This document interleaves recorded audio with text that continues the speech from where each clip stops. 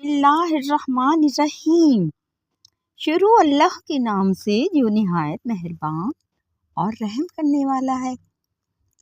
اللہم صلی علی محمد وعلی آل محمد کما صلیت علی ابراہیم وعلی آل ابراہیم انک حمید مجید۔ اللہم بارک علی محمد وعلی آل محمد کما بارکت علی ابراہیم وعلی آل ابراہیم انک حمید مجید۔ السلام علیکم۔ صحیح بخاری حدیث نمبر 61۔ نبی کریم صلی اللہ علیہ وآلہ وسلم نے فرمایا، درختوں میں ایک درخت ایسا ہے کہ اس کے پتے نہیں جھڑتے اور مسلمان کی مثال اسی درخت کی سی ہے۔ بتاؤ وہ کون سا درخت ہے؟ یہ سن کر لوگوں کا خیال جنگل کے درختوں کی طرف دوڑا۔ عبداللہ رضی اللہ عنہ نے کہا، میرے دل میں آیا کہ وہ کھجور کا درخت ہے، مگر میں اپنی کمسنی کی شرم سے نہ بولا۔ آخر صحابہ نے نبی کریم صلی اللہ علیہ وآلہ وسلم سے پوچھا کہ وہ کون سا درخت ہے؟ آپ صلی اللہ علیہ وآلہ وسلم نے فرمایا کہ وہ کھجور کا درخت ہے۔ صحیح بخاری حدیث نمبر 62۔ ایک مرتبہ آپ صلی اللہ علیہ وآلہ وسلم نے فرمایا، درختوں میں سے ایک درخت ایسا ہے کہ اس کے پتے نہیں جھڑتے اور مسلمان کی بھی یہی مثال ہے۔ بتلاؤ وہ کون سا درخت ہے؟ یہ سن کر لوگوں کے خیالات جنگل کے درختوں میں چلے گئے۔ عبداللہ نے کہا کہ میرے دل میں آیا کہ بتلا دوں کہ وہ کھجور کا درخت ہے، لیکن وہاں بہت سے بزرگ موجود تھے، اس لیے مجھ کو شرم آئی۔ آخر صحابہ نے عرض کیا، یا رسول اللہ صلی اللہ علیہ وآلہ وسلم، آپ بیان فرما دیجئے۔ آپ صلی اللہ علیہ وآلہ وسلم نے بتلایا کہ وہ کھجور کا درخت ہے۔ صحیح بخاری حدیث نمبر 63۔ نبی کریم صلی اللہ علیہ وسلم ایک بار مسجد میں بیٹھے ہوئے تھے، اتنے میں ایک شخص اونٹ پر سوار ہو کر آیا اور اونٹ کو مسجد میں بٹھا کر باندھ دیا۔ پھر پوچھنے لگا، بھائیوں، تم لوگوں میں محمد صلی اللہ علیہ وسلم کون سے ہیں؟ نبی کریم صلی اللہ علیہ وسلم اس وقت لوگوں میں تکیہ لگائے بیٹھے ہوئے تھے۔ ہم نے کہا، محمد صلی اللہ علیہ وآلہ وسلم یہ سفید رنگ والے بزرگ ہیں جو تکیہ لگائے ہوئے تشریف فرما ہیں۔ تب وہ آپ سے مخاطب ہوا کہ اے عبد المطلب کے فرزند۔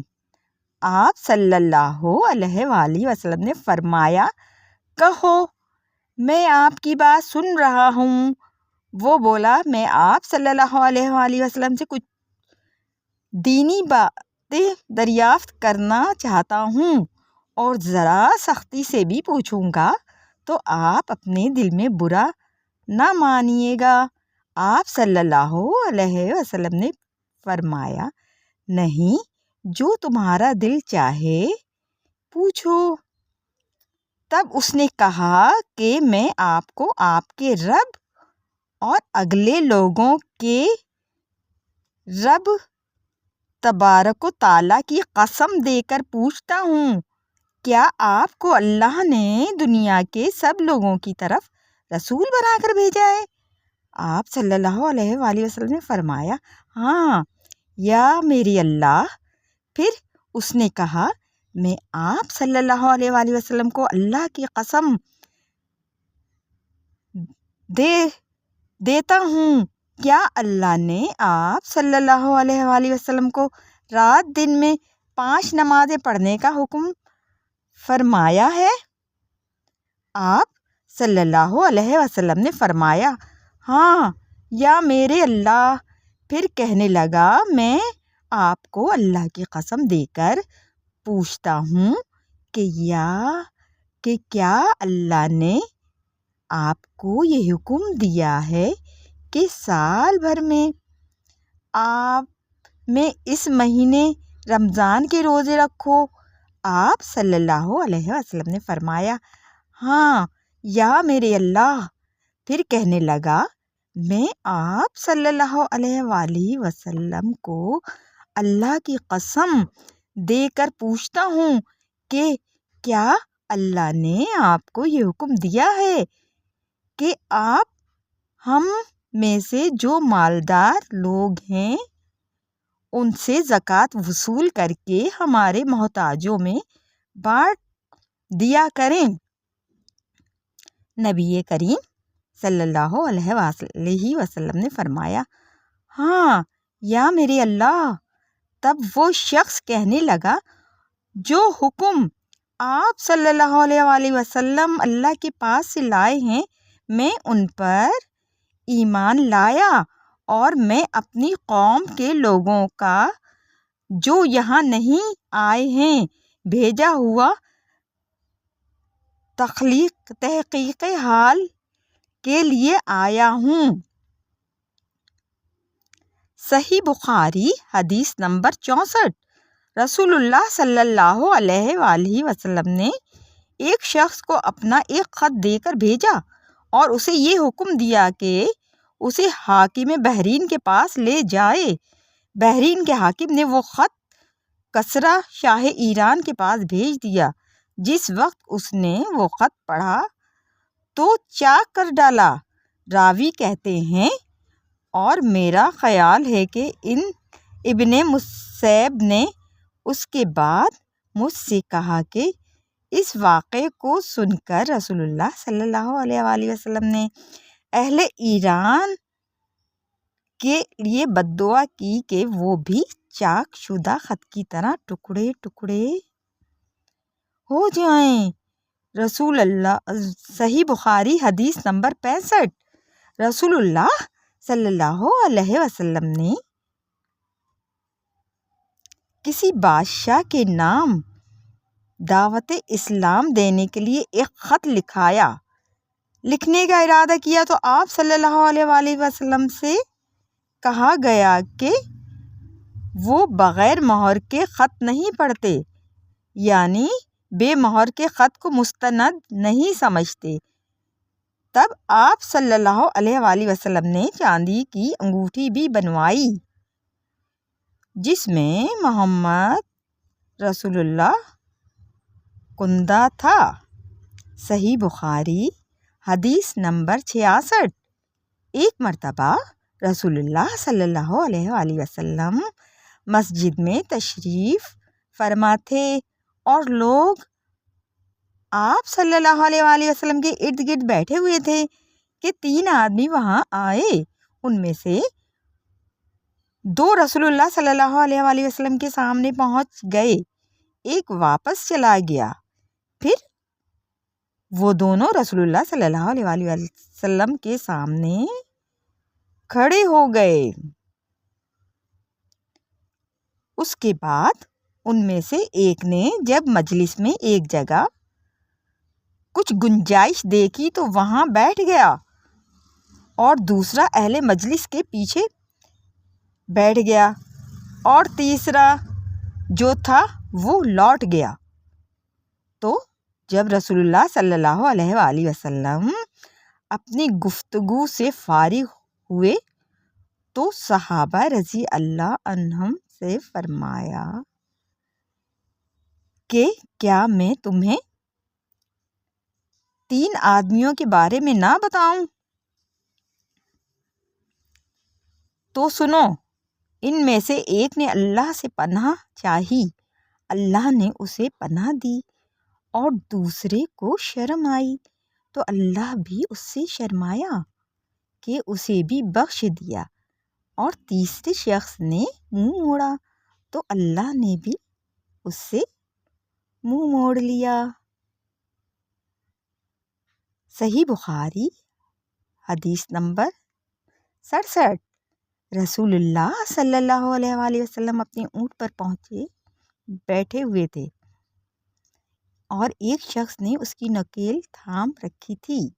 آپ صلی اللہ علیہ وآلہ وسلم نے پوچھا، آج کون سا دن ہے؟ ہم خاموش رہے حتیٰ کہ ہم سمجھے کہ آج کے دن کا آپ کوئی دوسرا نام اس کے نام کے علاوہ تجویز فرمائیں گی۔ پھر آپ صلی اللہ علیہ وآلہ وسلم نے فرمایا، کیا آج قربانی کا دن نہیں ہے؟ رسول اللہ صلی اللہ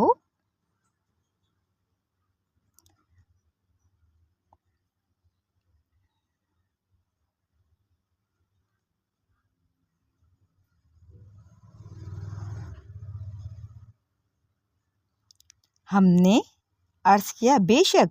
اس کے بعد آپ صلی اللہ علیہ وآلہ وسلم نے فرمایا، یہ کون سا مہینہ ہے؟ ہم اس پر بھی خاموش رہے اور یہ ہی سمجھے کہ اس مہینے کا بھی آپ اس کے نام کے علاوہ کوئی دوسرا نام تجویز فرمائیں گے۔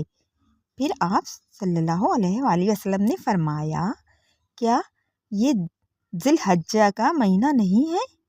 ہم نے عرض کیا، بے شک۔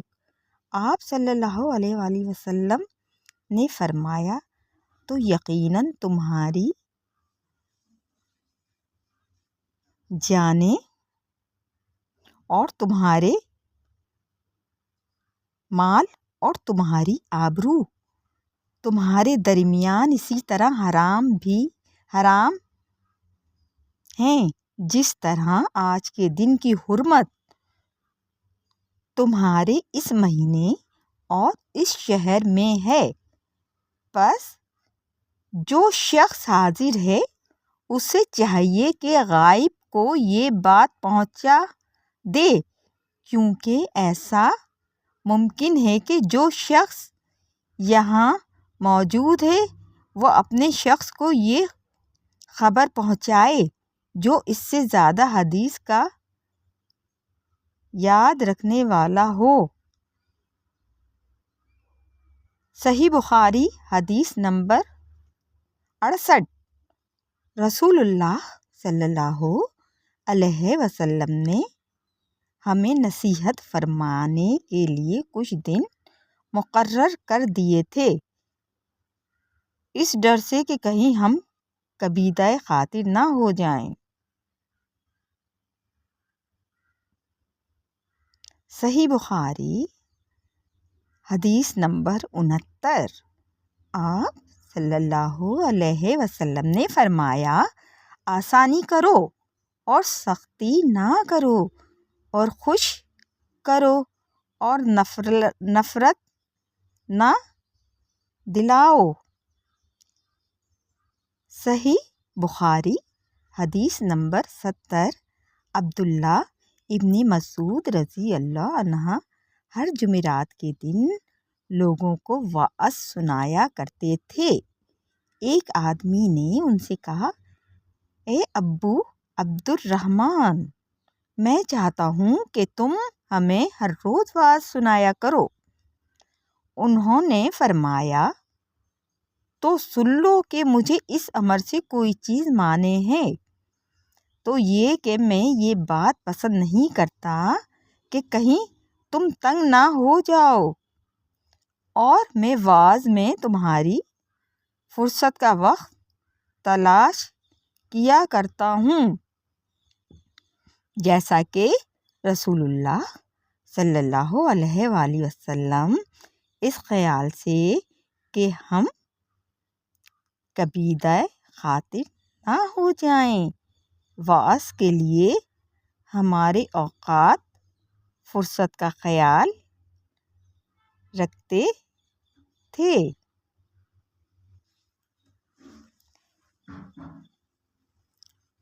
Please like, share and subscribe channel.